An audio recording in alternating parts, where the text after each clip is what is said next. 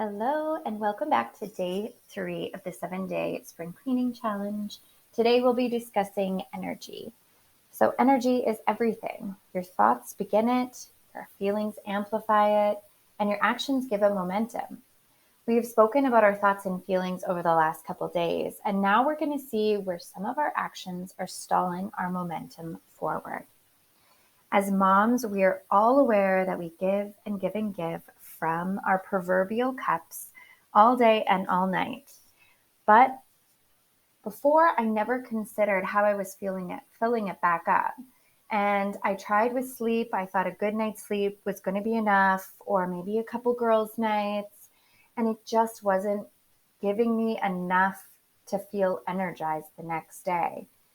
So I really started to try and understand what was giving my energy momentum and what was sucking my energy from me, what was making me feel drained. And so I want to share with you a couple of the things that I found and that I've tried because we can't go around on empty time and time again. We're going to eventually run out of gas, and that again is leading back to the burnout and the overwhelm.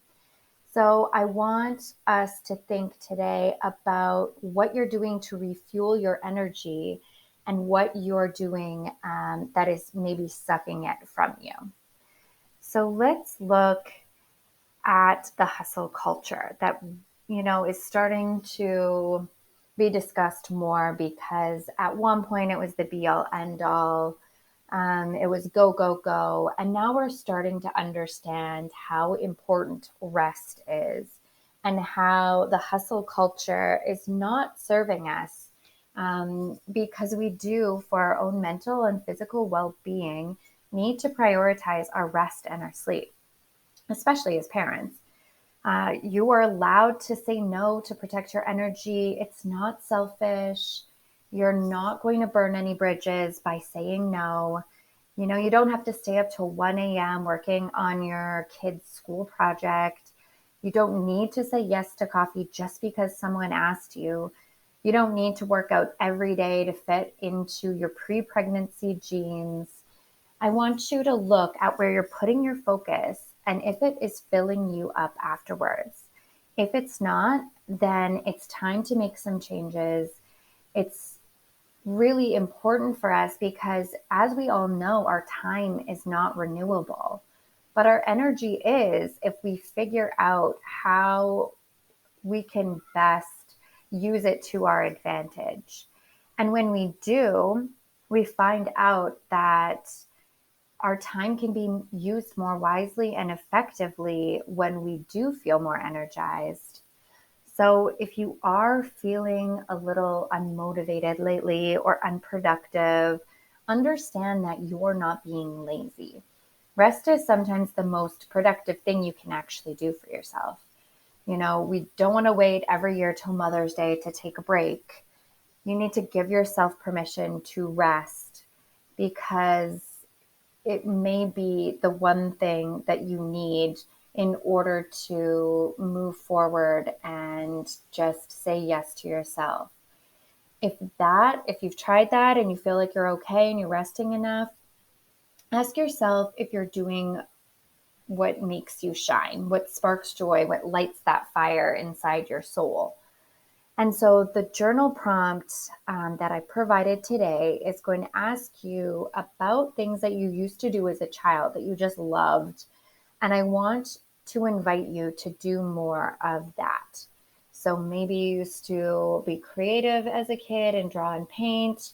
Maybe that's something that you want to bring back into your life because that will help to energize you. It's going to fill your cup if you're doing things that you truly love and enjoy.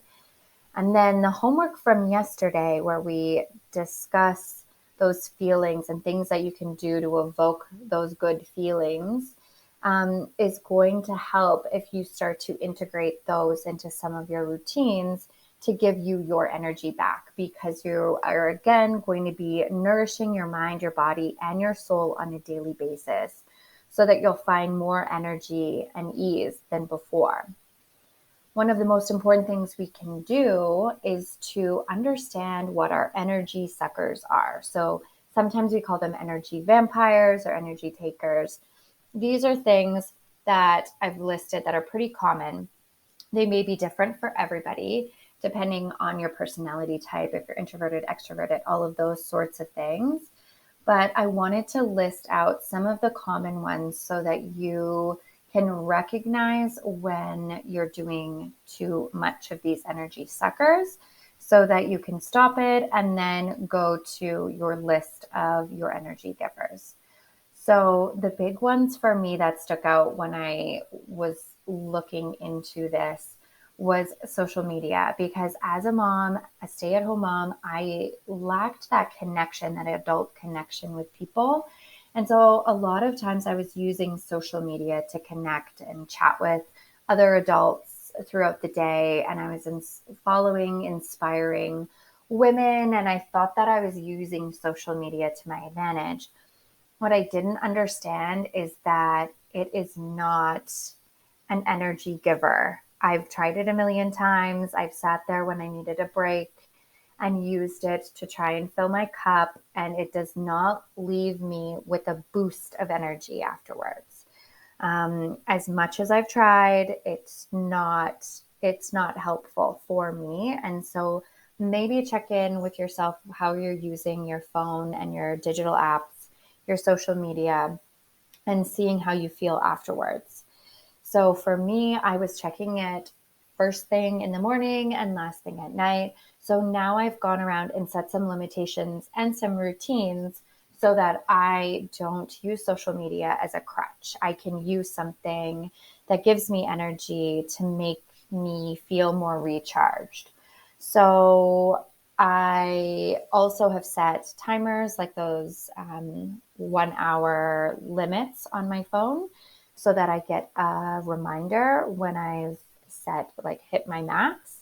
But you can also try other things like leaving your phone out of your bedroom, which is super helpful, or having a rule that you don't check it on certain days, like social media on certain days, things like that. So try and come up with strategies if you're finding that you're using some of these energy suckers too much throughout your day, and then try and replace them with some of the energy givers that we'll be discussing in a second.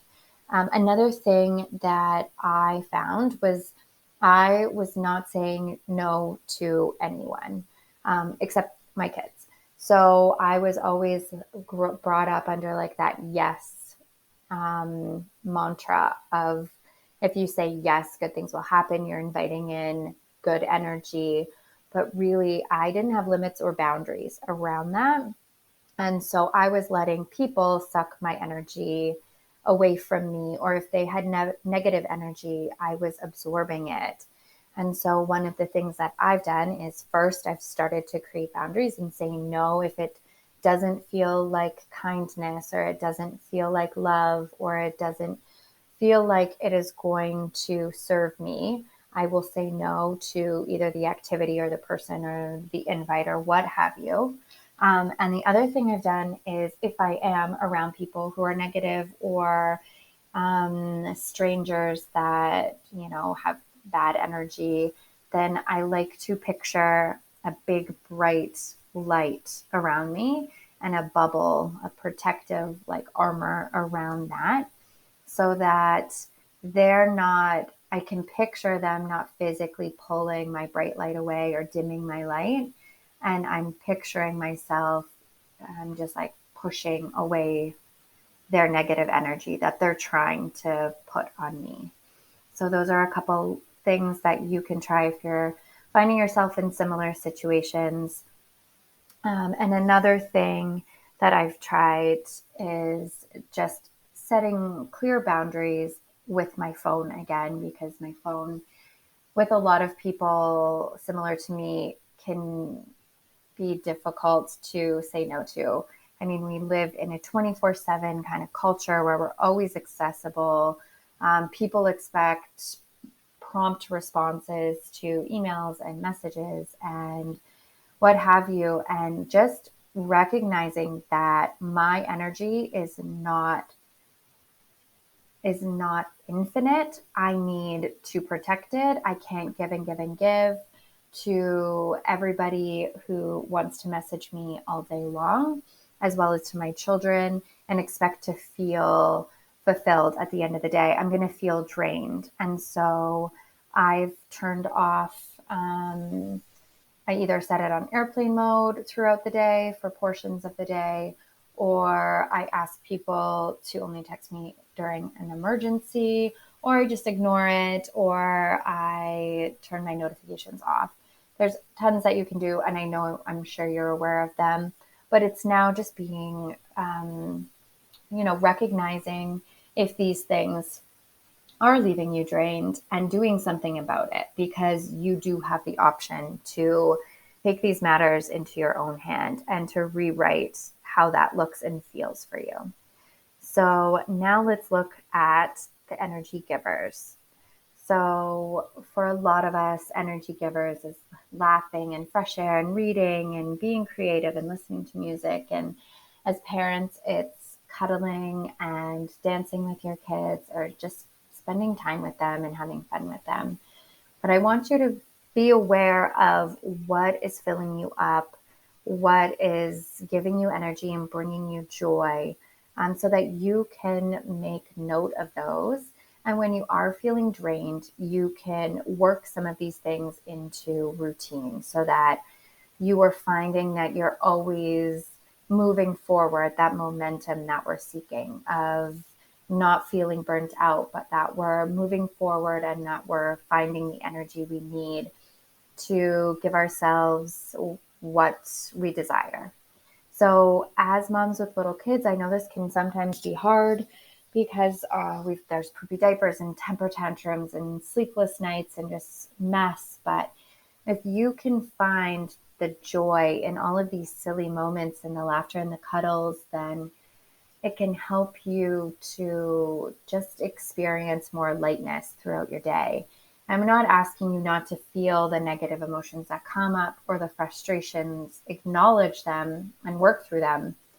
But I also want you to think about that if you are at the end of your life and you were able to go back in time and relive some of these frustrating moments that we're currently living in, I am sure you would give everything to do that. And what a blessing that would be. So just trying to be aware of the beauty in some of the frustrating and draining moments that we're faced with, and trying to be grateful for them and be present in them. So when I do start to feel drained, I like to, because I'm someone that also feels overtouched with having kids around me all the time, I like to then think of my other senses. So being aware of having things on your energy giver list that evokes all 5 of your senses. So when I am feeling touched out, I can move to something else on my list that is going to help to fulfill me. So for me, that is putting on my favorite playlist. I've created a couple playlists that I can share with you. One that's an energy booster, and one that's like lets you feel your emotions and get them out and off your chest. And so I'll either listen to one of those and dance around and just like shake out the stress and the frustration. Or if I'm looking for some calmness and to re-energize that way, then I always like to light a candle, make like a warm cup of tea that tastes really delicious.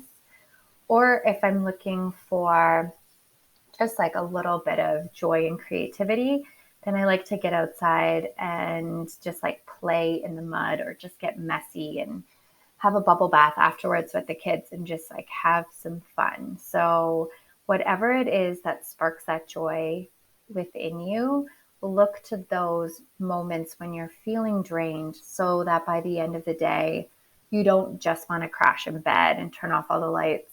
You have energy to prioritize your own needs for that me time so that you're waking up and you feel like you can get ahead of the day and you have a fresh perspective. So over the next week, I'd love for you to track what some of your energy suckers are. So just being aware of when you're feeling a little drained so that you can then go to your list of energy givers just so you have a better understanding of when you feel low and what you can do to lift yourself up. And then just really seeing how that feels and what strategies you can put into place so that you can do more of those things. And then lastly, because I was just dealing with this with my kids, their energy was really, really low this afternoon. It's so rainy. And so I like to, when I'm aware of their energy being low, then I know that my energy soon will be low because the temper tantrums will hit. I like to get ahead of it by first asking myself if they're rested, fed, and hydrated. And if they are, then I found what really works for them is either being in water or being in the outdoors. So we did it kind of backwards today because I gave them the choice of, do you want to go outside or have a bubble bath? And they chose bubble bath. So I gave them a bubble bath, and it just like always seems to restore their energy.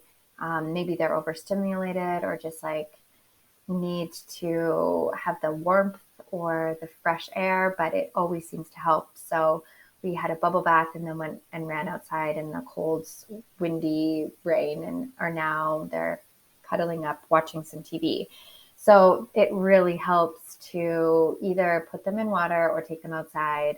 I don't know if this works for all kids, but give it a shot. It doesn't hurt. So I wanted to share that little tidbit with you. So have an amazing day. Try the journal prompt and the exercise, and we will check back in tomorrow for another topic and for day 4. So thank you so much, and let me know how you found everything.